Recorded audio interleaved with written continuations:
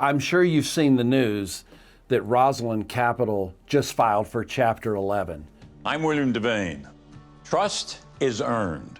For nearly 20 years, Roslyn Capital has built a reputation of trust, holding an A-plus rating from the Better Business Bureau while selling over $1 billion worth of gold and precious metals. With Rosland, there are no gimmicks, no hassles, and they have fast, reliable shipping.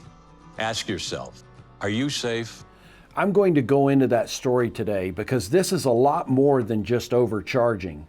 This is about something that fundamentally broke. And I'm going to try to cover this story in a way that only a dealer can, and in particular, someone like me who's worked on Wall Street for decades. Because a lot of what was happening behind the scenes is not something that's been discussed in these prior videos, and you need to understand what's happening so you can protect yourself for the future. Now, we know from some of the stats that have come out that there were 617 customers who were basically taken for about $60 million. Think about that, just the math. That's over $97,000 on average.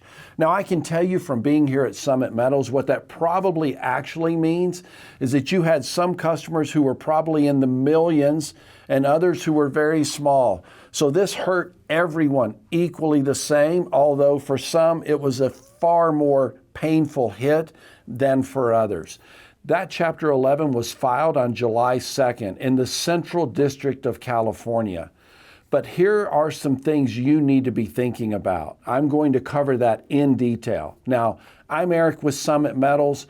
We do the work institutions do for themselves in a way people like you and me can actually use. Before we go a step further, I put every chart, every number, and every level you're about to hear into a multi-page brief. It's the first link in the description of this video, and it is free. Download it now and follow along because the data in it is the kind of thing institutions run for themselves and rarely hand to people like you and me. All right, as I'm recording right now, gold is sitting around 41.30 and silver around 60. We see that the ceasefire seems to be dead, so the markets are clearly gyrating. There's a lot going on, and we'll talk about that later in this particular video. Let's talk now about the machine, what actually happened at Roslyn from my perspective. We know that $49 million was paid in to buy metals that were never delivered. We also find that there was $11.8 million sent in metals for which the customer was never paid. In other words, they just took that metal. Now, think about this. When this company basically started in 2023, gold was around $1,500. And now, of course, back down to around $41.30. This dealer died doing what they were doing while gold was setting records. The filing is really important in this because their fulfillment model could not survive rising prices. That is a debtor's story. What no one has reported and what you need to understand as well is that both the SEC and the New York AG are looking into this case. And I personally think this one is going to yield criminal charges. Everyone so far has only talked about civil issues, but when you talk about people actually losing $60 million, I think you're going to see the SEC and the New York AG take action. And I'm going to explain why that is in particular when we get farther in. Now, what they basically did is what I don't think has been explained. They would take a customer order and then they would do what we would call on Wall Street a naked short. In other words, they were playing the market. I want to spend just a second and talk about this naked short because this is kind of a Wall Street term that I know many of you are not as familiar with. When you go short, your risk is that the product can go up to the moon, and that creates unlimited risk because the price can essentially go to wherever it goes, and you then have to go buy at that higher price to be able to fulfill the other side of the transaction. A naked short is the riskiest transaction, in my opinion, that you can take on Wall Street. And that's exactly what this firm was doing. Worse, they were not doing it with their money, they were doing it with your money. That's what I'm reading in this filing. Now, once these old orders get filled, it creates a huge deficit if they've played the wrong side of this market. In their case, it appears they just decided to not fill it at all and took the money. That, to me, I don't know how someone's not going to see that as a simple act of fraud, but we'll see as we get deeper into this analysis. Now, understand, real dealers hedge same day, often at the same minute that a transaction is taking place. So the float is never an issue. Now let's talk about something else that they were also doing that was revealed in the filing. Here's what they were paying their salespeople. They're quoting somewhere between 15 and 35%. Understand, this is a market where our real margins can often be less than 1%. So how can you create a business where you're then paying someone 35%? It's completely illogical. I've hinted at this before. When you see these ads on Fox where they're talking about open your IRA and invest, $100,000 and we'll send you 10,000 back. It's fundamentally impossible. The math just does not work. So clearly something has to be going on behind the scenes, because there's no way to generate that kind of capital off a 1% spread. It's literally impossible. So the only way they can generate a commission that maybe has that kind of spread is selling you some esoteric product that when you turn around and try to sell it back, when you're trying to cash out your IRA or create a sale because you need money for a home or a car or a medical expense, you're going to find out in those scenarios the metal is worth what the metal's worth. And if you bought something at some outrageous premium, good luck, because you're probably never getting that money back. But the one guy who did get paid was the sales guy, that guy making 15 to 35%. In my opinion, that's simply unfair. It's not right.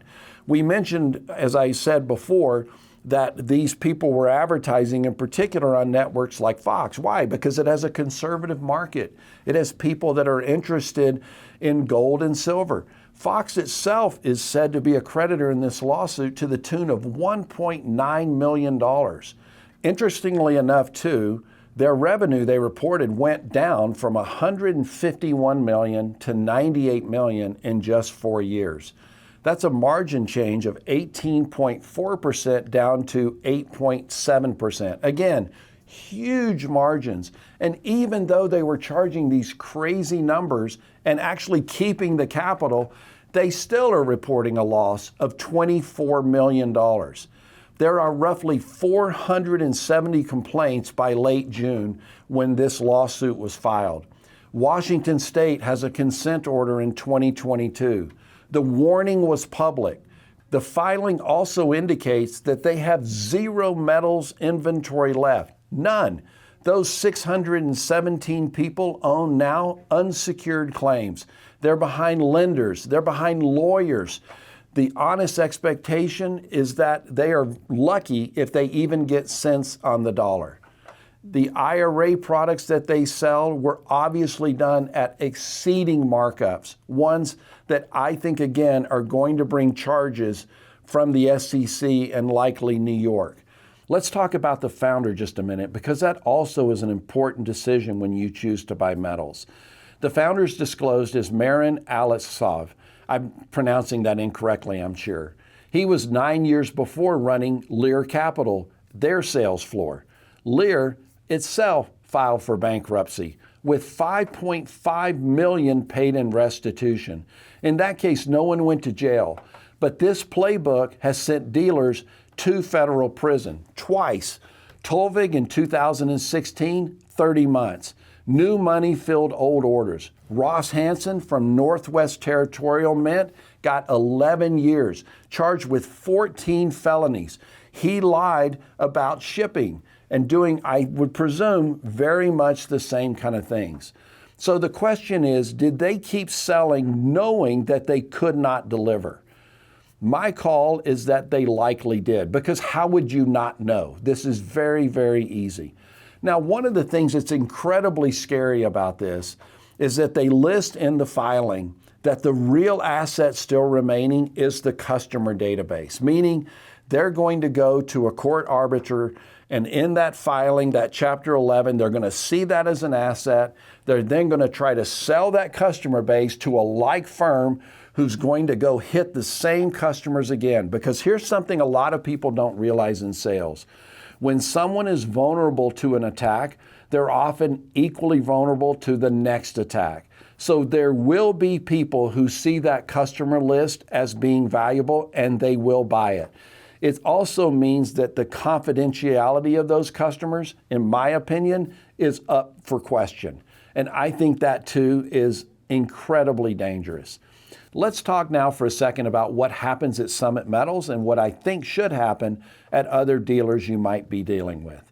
When you buy a product, we fulfill that out of our inventory. In other words, when we show that we're long the product, we show it's available on our website, we're basically saying we are in a position to deliver that to you immediately. Why? Because we already own the metal in inventory, and that inventory is completely hedged. So we're not subject to what a lot of people think. In other words, if that market goes up or the market goes down, we are effectively indifferent because we have hedged those positions. And ultimately, that protects you because you know we're in a position to actually deliver what you paid for. So that hedging process is very important. And I think you will find that there are many dealers, including online dealers, who are not actively hedging their positions. I consider that a risk because just like, again, as I mentioned, we saw at the end of January, the metals market can move very, very fast. You do not want to be in that scenario. Roslyn customers were in a very different position.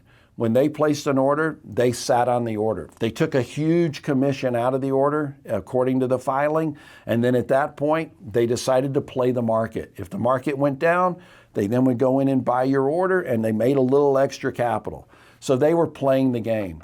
I don't agree with that. I can tell you that is not how we operate at Summit Metals, and I personally think it's fundamentally wrong and something that should never happen at any firm in which you choose to deal.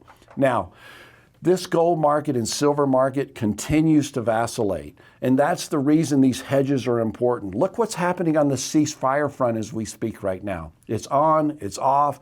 These things are changing. They're in flux all the time. And I know that's frustrating for a lot of you in the market during this period where we're seeing these vacillations. I don't think that's going to stop. I've told you to buy in a disciplined way and keep powder dry. In other words, keep money so that as the market's vacillating, you have ability to continue to add systematically, programmatically to your positions. We provide a product just for that at Summit Metals. It's called Auto Invest. So understand very clearly, gold did not fail these people. The industry selling it did. Now, we are not providing you financial or legal advice. I want to be very clear about that. I'm not an attorney. All the things that I'm saying today, you need to research yourself. If you feel the need, discuss with your own lawyer, discuss with your own financial advisor. You should do that before you make any financial decisions. But I'm telling you right now that Summit Metals is a company that is structured to do this the right way, to handle your transactions as you would want them handled, and we're not going to deviate from that course.